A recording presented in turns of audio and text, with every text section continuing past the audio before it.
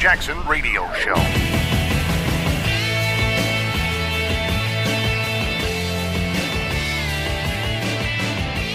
Welcome back, everybody. Kevin Jackson here. Do we really need to discuss Roy Moore, Judge Moore? I mean, I've been thinking about this, and I've covered it today, and not directly, indirectly, with respect to Al Franken. I talked about Al Franken earlier, and I said, why are we going after Franken over nonsense? You want to know why? Because we want, comeuppance. We want Al Franken and the left to suffer because they have for so long thrown their, our sanctimonious behavior in our face. Judge Roy Moore is a God-fearing, church-going guy who's made mistakes. I don't know what mistakes they are. I don't believe the accusations that are currently being alleged against him are them. I think they're just lies. But we see that happening. We've seen the Alinsky tactics, the scorched earth tactics. Well, I wouldn't say that because that would mean they're burning their own earth. But I've seen their tactics used against us for many years. And we say, you know what? We need to get even. So we jump on the Franken bandwagon. This is one of the wagons we don't need to be jumping on. Al Franken took a joking picture of this woman. And as I said earlier, he tried to write in a kiss into some skit they were performing. That girl she was a knockout. I mean, as a guy, if you had script control and you could theoretically write in a kiss for that beautiful lady, go for it. You're not gonna be. I'm not gonna be mad at you. All she can do, I don't want to kiss you. Okay, cool. Let's write that out. But you'd be remiss not to do it. Franken did a smart thing. How else is that? Have you looked at this guy? He's an ugly dude. I mean, think about it. Al Franken, if it weren't for the fact that he was a funny man and doing SNL during the heyday, who would want to be with this guy? The same is true of Weinstein.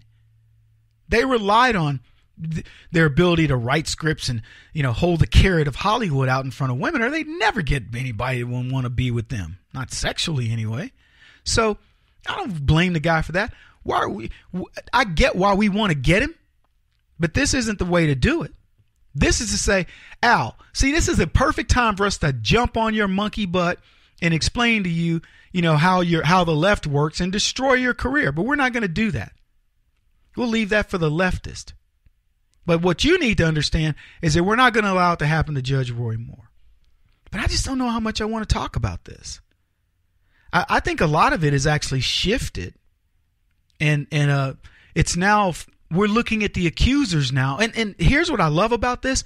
It's almost like we've educated the media to say, I don't know. Like, for example, you bring Gloria Allred into your case, and we're like, oh, here we go. Here's who do we have that's asking about grilling Allred? Who do we have? Judge Moore preside over her divorce. Was this just filing of papers? Clear this up for us. How much involvement did she have with him? What's going on here? We will answer any and all questions about that issue and any issue that they would like to bring up at the hearing, which should be held within 2 weeks. If they do not have that hearing, then we'll go to Plan B, and I will say at that time what Plan B is. So I'm not going to comment on that at this time. I will talk about the yearbook. Can I ask you something? Yeah, I'm going to ask you about that. But when I hear your answers, because I heard you on CNN earlier, when I hear your answers, it seems like your answers are meant to compel him to speak on the record and under oath. And listen, I'm not a lawyer here. Are you trying to compel him to do that because you want to get him on the record and you want to be able to depose him?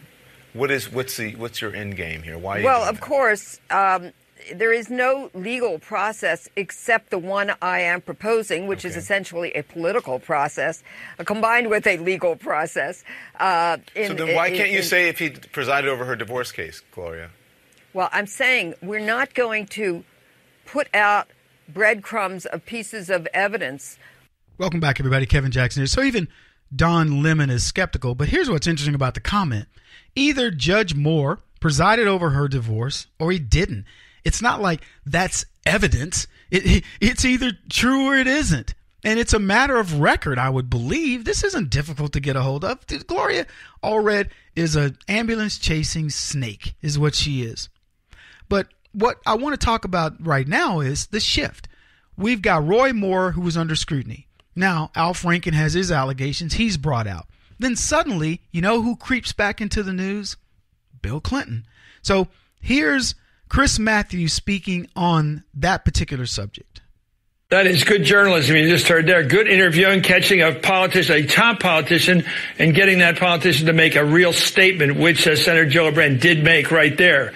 Has Bill Clinton's day of reckoning come? I personally think it has come. That, of course, was Chris Matthews in reference to Gillibrand, a senator, I believe, out of New York, a lady, an up-and-comer mover and shaker within the Democrat Party, saying that Bill Clinton should have resigned at the time.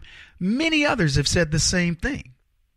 Now, the irony of this is Gillibrand knew of Bill Clinton's, sexual issues and the things that chased him from his past, while she fully supported Hillary Clinton. Now, so here's why I'm explaining it this way.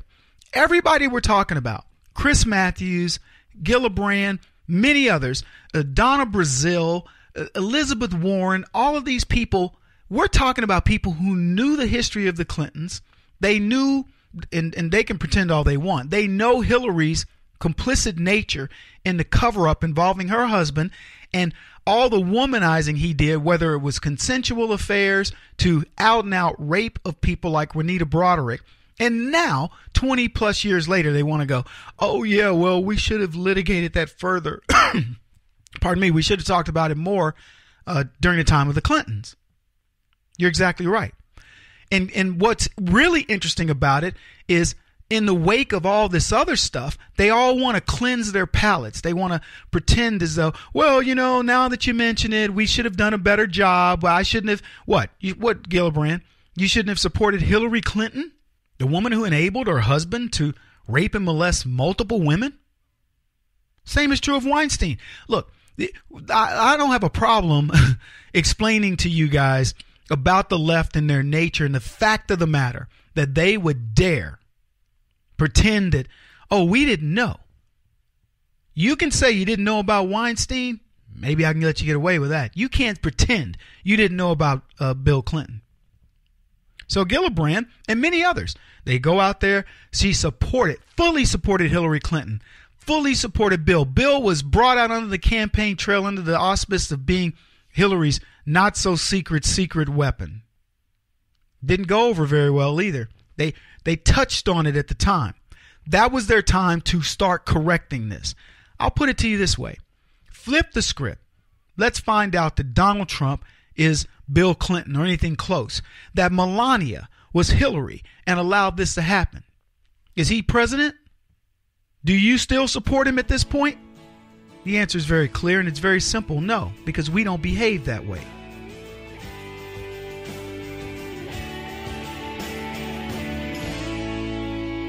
This is the Kevin Jackson Radio Show.